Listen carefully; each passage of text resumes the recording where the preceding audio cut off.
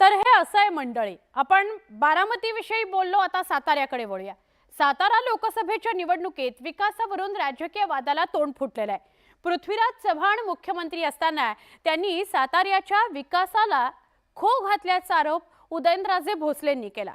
उदयनराजेंच्या या आरोपाला पृथ्वीराज चव्हाणांनी चपखल उत्तर दिलं।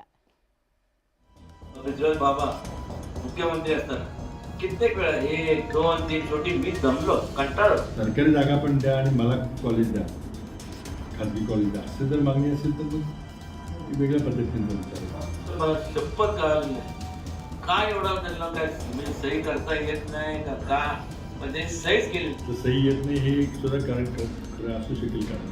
5 जिल्ह्याकरता एक ॲग्रिकल्चर कॉलेज नाही, ॲग्रिकल्चर युनिव्हर्सिटी सँक्शन करतात। लोकसभा निवडणुकीत राजकीय टीकेचा धुरळा उडालाय। गेल्या अनेक दिवसांपासून रखडलेली सातारा लोकसभेची उमेदवारी भाजपनं अखेर जाहीर केली आहे। अपेक्षेप्रमाणे राज्यसभेचे खासदार उदयनराजेंच्या गळ्यात लोकसभेच्या उमेदवारीची माळ पडली आहे। पण निवडणूक प्रचारापूर्वी उदयनराजे भोसले आणि माजी मुख्यमंत्री पृथ्वीराज चव्हाण यांच्यात शाब्दिक जुगलबंदी रंगली आहे। तुम्ही सही करता येत नाही का म्हणजे सहीच केली तर सही येत नाही हे एक सुद्धा कारण असू शकेल का?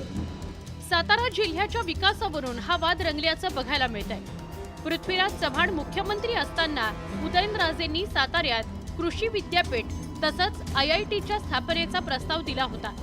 मात्र त्या प्रकल्पांना तत्कालीन मुख्यमंत्र्यांनी मंजुरी दिली नव्हती असा आरोप उदयनराजे भोसलेंनी केलाय।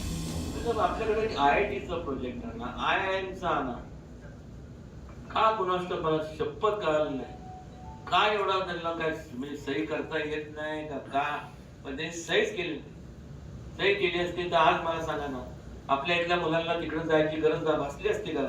पुण्याला बिण्याला दुसरीकडे बघत जावं लागलं असतं।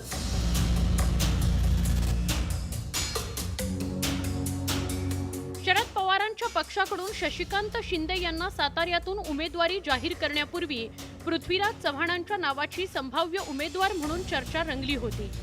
शरद पवारांनी त्यांना तुतारीच्या चिन्हावर निवडणूक लढवण्याची अट घातली होती, पण पृथ्वीराज चव्हाणांनी त्याला नकार दिला। त्यानंतर शरद पवारांनी शशिकांत शिंदेंच्या नावाची घोषणा केली। या पार्श्वभूमीवर उदयनराजे भोसलेंनी पृथ्वीराज चव्हाणांना टार्गेट केलंय। तर उदयनराजेंच्या या टीकेला पृथ्वीराज चव्हाणांनी खरपूस प्रत्युत्तर दिलंय। हे काही कारण असू शकत नाही आणि त्यांचं खाजगी कॉलेज होतं का सरकारी कॉलेज होतं, जागा त्यांच्याकडे होती का? जागा नसलीच पाहिजे, तर त्यामुळे मग सरकारी जागा पण द्या आणि मला कॉलेज द्या, खाजगी कॉलेज द्या, असं जर मागणी असेल तर मग वेगळ्या पद्धतीने विचार। खरं तर काँग्रेस आणि राष्ट्रवादी काँग्रेस आघाडी सरकारच्या सत्तेत शरद पवारांनीही पृथ्वीराज चव्हाणांवर अशाच प्रकारची टीका केली होती।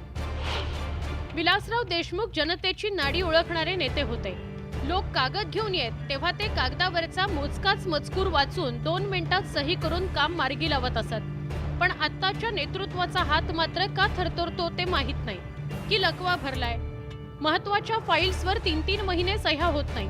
ही राज्याकरता चांगली बाब नाही अशा शब्दात शरद पवारांनी तत्कालीन मुख्यमंत्री पृथ्वीराज चव्हाणांवर टीकास्त्र डागलं होतं। त्यावरून बरंच राजकारणही रंगलं।